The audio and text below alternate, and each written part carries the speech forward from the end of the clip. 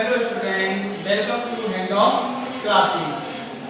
Last video में हमने पढ़ा था बीएससी सेकंड ईयर में हमारा थर्ड पेपर चल रहा था structure development and reproduction in flowering plant, जिसमें हमारा टॉपिक चल रहा था डाइवर्सिटी इन एंजियोस्पर्म मॉर्फोलॉजी, अर्थात एंजियोस्पर्म पादपों में आकारीय विविधता। इसमें हमने दो टॉपिक पढ़े थे, दो आधारों पर पढ़ लिए थे डाइवर्सिटी। एक तो पढ़ी थी हमने साइज एंड शेप के आधार पर, किसके आधार पर? साइज एंड शेप के आधार पर। दूसरा जो पढ़ा था हमने वह पढ़ा था किसके आधार पर? लाइफ साइकिल के आधार पर।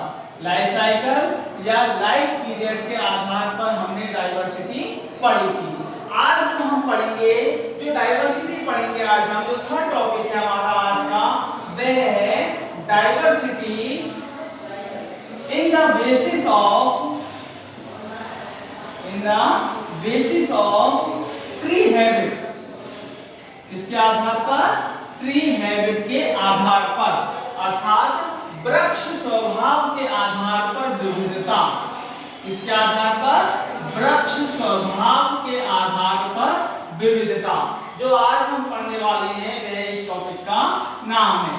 ठीक है, वृक्ष स्वभाव के आधार पर विविधता में यदि हम देखते हैं तो यह माना जाता है कि जितने भी एंजियोस्पर्म प्लांट्स होते हैं या जितने भी संवहनी प्लांट होते हैं, उनके आकार आकृति जो निर्भर करती है, बाह्य आकृति जो निर्भर करती है, वह किस पर निर्भर करती है?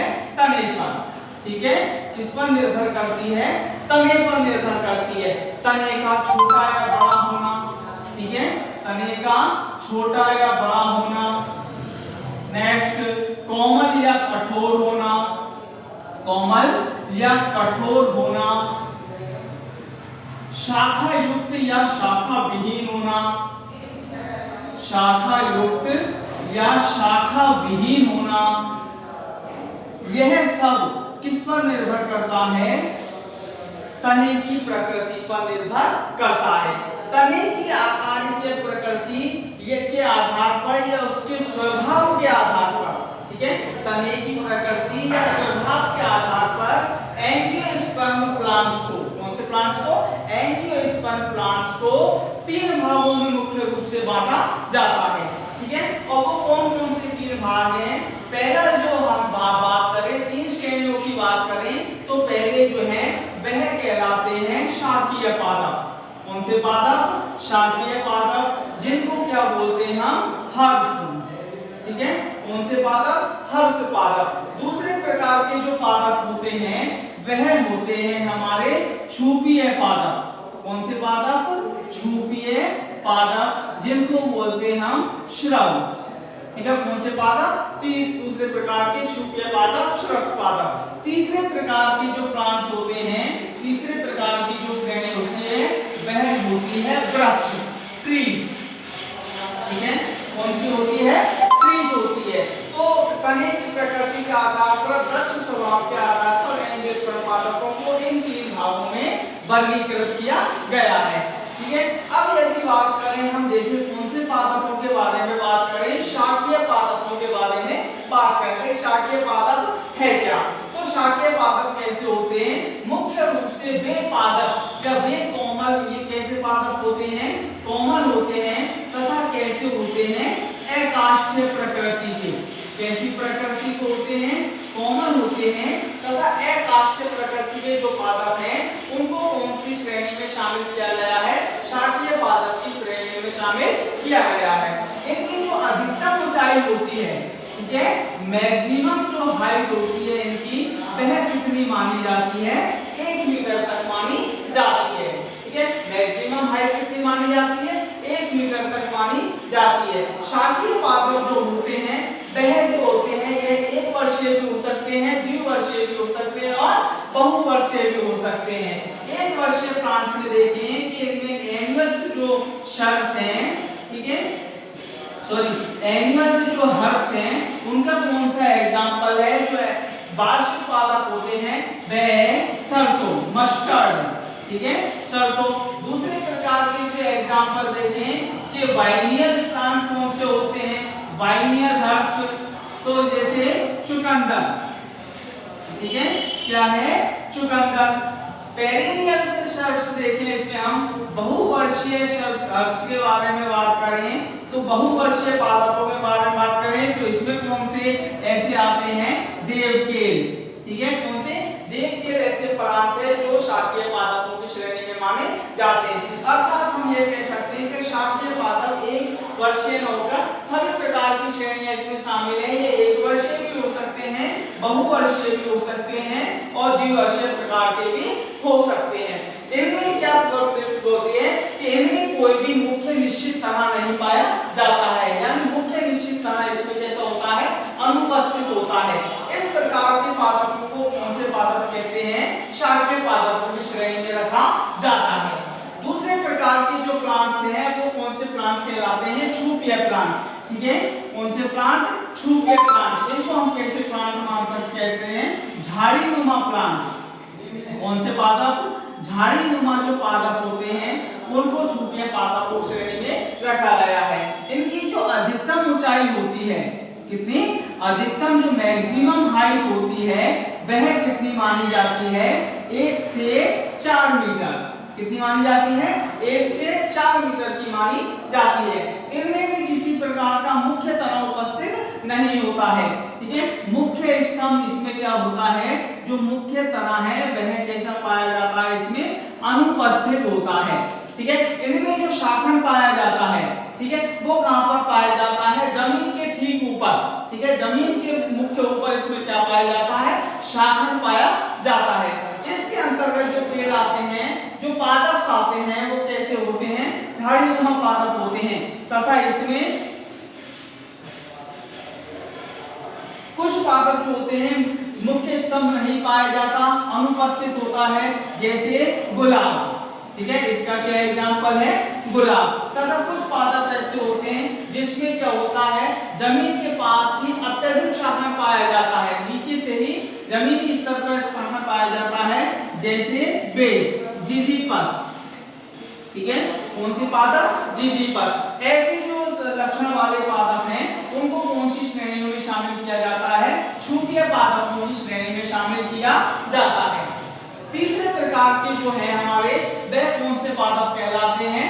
वृक्ष पादप कहलाते हैं। अब वृक्ष कौन सी श्रेणी को होते हैं इनके बारे में बात करें तो इनके जो है अधिकतम जो ऊंचाई होती है, ठीक है, मैक्सिमम जो हाइट होती है वो कितनी होती है? 4 मीटर से अधिक। कितनी पाई जाती है? 4 मीटर से अधिक पाई जाती है। तथा ये पादप जो होते हैं कैसे होते हैं? कठोर व काष्ठीय प्रकृति के माने जाते हैं। कौन सी? कठोर व काष्ठीय प्रकृति के माने जाते हैं। तथा इन पादपों में एक मुख्य स्तंभ या मुख्य तना उपस्थित होता है। ठीक है, वो क्या होता है? मुख्य तना, एक मुख्य तना स्तंभ उपस्थित होता है। ऐसे पादपों को वृक्षों की श्रेणी में माना जाता है, जैसे आम, पीपल। ठीक है, ये कौन से पादप कहलाते हैं? हमारे वृक्ष की श्रेणी में आते हैं। तो ये मुख्य वृक्ष स्वभाव के आधार पर सामान्य रूप से एंजियोस्पर्म को निम्न 3 श्रेणियों में शाकीय पादप, छुपीय पादप और वृक्ष पादप की श्रेणी में वर्गीकृत किया गया है। अब देखते हैं हम वृक्षों को भी अलग अलग प्रकृति के आधार पर वर्गीकृत किया जाता है। तो वृक्षों के बारे में बात करें हम तो वृक्ष जो हैं, वृक्षों को मुख्य रूप से आगे इनकी प्रकृति के आधार पर, शाखन के आधार पर 4 भागों में बांटा गया है। किसके आधार पर? वृक्षों को शाखन के आधार पर। किसके आधार पर? शाखन के, ब्रांचिंग के आधार पर 4 अलग अलग श्रेणियों में बांटा गया है। ठीक है, अब पहले जो प्रकार के वृक्ष होते हैं वो कौन से वृक्ष कहलाते हैं? एक लाक्षी वृक्ष। कौन से वृक्ष? एक लाक्षी वृक्ष, जिनको बोलते हैं हम मोनोपोडियल वृक्ष, ट्री। दूसरे प्रकार के जो होते हैं वह होते हैं संधिताक्षी वृक्ष। कौन से वृक्ष? संधिताक्षी वृक्ष, जिनको बोलते हैं हम सिम्पोडियल ट्रीज। कौन से ट्री? Sympodial tree. तीसरे प्रकार के जो प्लांट्स होते हैं वो कौन से प्रकार? तीसरे प्रकार के जो पादप होते हैं वो कौन से पादप होते हैं? अशाखित वृक्ष। कौन से वृक्ष? अशाखित वृक्ष।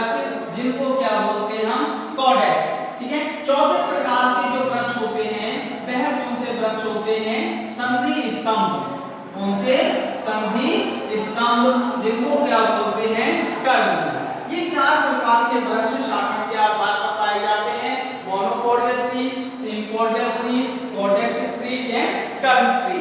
ये चार प्रकार के, हम इनके बारे में देखते हैं कि इनकी क्या विशेषताएं होती हैं पादपों की। सिम्पोडियल या एक लाक्षणी या मोनोपोडियल प्लांट ट्री इसे कहते हैं। इनके बारे में देखते हैं तो इनकी क्या विशेषता होती है। इस प्रकार के जो पादप होते हैं इनमें मुख्य तना उपस्थित होता है। ठीक है, मुख्य तना तो उपस्थित होता है। इस पादप में कौन से प्रकार का शाखक पाया जाता है? असीमाक्ष शाखक पाया जाता है। कौन सा शाखक? असीमाक्ष प्रकार के होते हैं ये, तथा इस प्रकार के वृक्षों को असीमाक्ष वृक्ष भी कहा जाता है। इनमें एक मुख्य स्तंभ उपस्थित होता है।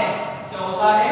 एक मुख्य स्तंभ उपस्थित होता है, जिसमें जो शाखाएं हैं, ठीक है, जो शाखाएं हैं वो कौन से क्रम में? अग्राभिसारी क्रम में क्या करती हैं? वृद्धि करती हैं। कौन से क्रम में? अग्राभिसारी, जिसको बोलते हैं हम एक्रोपीटल सीक्वेंस में क्या करती हैं? वृद्धि करती हैं। इसमें क्या होगा कि जो वृक्ष है एक प्रकार से एक निश्चित आकृति बनाता है, और वो कौन सी आकृति का निर्माण कर लेते हैं? शंकुनुमा आकृति का निर्माण करते हैं।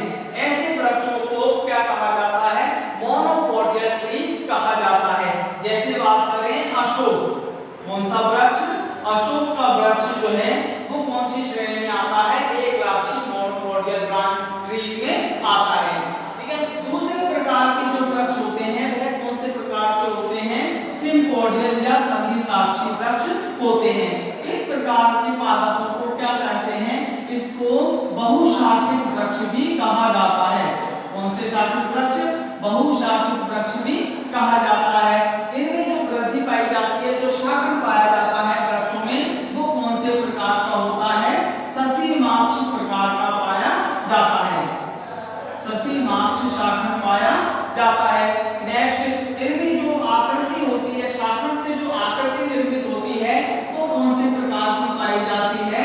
गुंबदाकार आकृति। कौन सी आकृति निर्मित होती है? गुंबदाकार आकृति निश्चित होती है। अब गुंबदाकार आकृति निश्चित किस प्रकार से होती है कि जमीनी स्तर से देखें हम तो सबसे पहले इसमें क्या होगा? एक मुख्य तना वृद्धि करता है। ठीक है, मुख्य स्तंभ वृद्धि करता है, उसके पश्चात इस तने की वृद्धि क्या हो जाती है? रुक जाती है। ठीक है, यानी जो शीर्ष कलिका है वो कैसे हो जाती है? निष्क्रिय हो जाती है, नॉन एक्टिव हो जाती है। इसके पश्चात यहाँ से क्या हो जाता है? इसमें ब्रांचिंग होने लग जाती है। ठीक है, एक ब्रांच से दूसरे ब्रांच, दूसरे ब्रांच से तीसरे ब्रांच का निर्माण हो जाता है। और आकृति जो है कैसी आकृति का निर्माण कर लेते हैं? गुंबदाकार आकृति का निर्माण कर लेते हैं। इस प्रकार से जो शाखा होता है उस प्रकार के शाखा को क्या कहा जाता है? ससीमाक्ष शाखा कहा जाता है। जैसे हम देखते हैं एग्जाम्पलों में, इसमें कौन से? आम, पीपल, जो ऐसे वृक्ष हैं वो कौन सी प्रकार के वृक्षों की श्रेणी में आते हैं? संधिताक्षी ट्रीज की या वृक्षों की श्रेणी में आते हैं। तीसरे प्रकार के जो वृक्ष हैं वो कौन से वृक्ष पाए जाते हैं? अशाखित वृक्ष माने जाते हैं, कॉर्डेक्स। इनको क्या कहते हैं हम? पुच्छित वृक्ष के नाम से भी जाना जाता है। कौन से वृक्ष? पुच्छित वृक्ष के नाम से भी जाना जाता है। इनमें क्या होता है? एक मुख्य तना, मुख्य स्तंभ उपस्थित होता है, जो अनियमित रूप से क्या करता है? वृद्धि करता है। तथा इस प्रकार के पादपों में जो शाखन होता है, शाखाओं का निर्माण होता है, वो नहीं पाया जाता, अर्थात शाखन जो होता है वो क्या होता है? अनुपस्थित होता है। तथा इनके शीर्ष पर, ऐसे पादपों के शीर्ष पर जो है वो क्या पाया जाएगा? एक पत्तियों का चक्र या मुकुट उपस्थित होता है। क्या उपस्थित होगा? एक सिंह शीर्ष का पत्तियों का मुकुट उपस्थित होता है। ऐसे वृक्षों को क्या कहते हैं? हम पुच्छित वृक्ष कहते हैं। एग्जांपल्स देखिए इनमें, जैसे नारियल, खजूर, ताड़, ये ऐसे वृक्ष हैं जिनको कैसे प्लांट कहते हैं? कॉर्डेक्स प्लांट, कॉर्डेक्स प्लांट कहते हैं। चौथे प्रकार की जो ट्रीज होते हैं वो कैसे, तो क्या कहलाते हैं? संधि स्तंभ। ये वृक्ष भी जो होते हैं, संधि स्तंभ जो होते हैं, वह भी कैसे आते हैं, इनमें भी किसी प्रकार का शाखा नहीं पाया जाता है। लेकिन दोनों में फर्क क्या है कि इनका जो मुख्य तने हैं, तना कैसा होता है, संधित होता है। ठीक है, कैसा होता है, संधित होता है, अर्थात तने पर क्या उपस्थित होती हैं, बड़ी बड़ी गांठें उपस्थित होती हैं तथा इस पादप का जो तना होता है पर्व व पर्व संधि में क्या होता है, विभेदित होता है। किसमें विभेदित होता है, पर्व व पर्व संधि में विभेदित होता है। जैसे बांस, जैसे कौन से वृक्ष, बांस। ये 4 प्रकार के वृक्ष हैं प्रकार के, जिनको किनकी श्रेणी में शामिल किया जाता है, वृक्ष की श्रेणी में शामिल किया जाता है। शाखा के आधार पर 4 प्रकार के, मोनोकॉर्डियल, सिम्पॉडियल, कॉर्डेक्स एंड कर्व। ये 4 प्रकार के पादप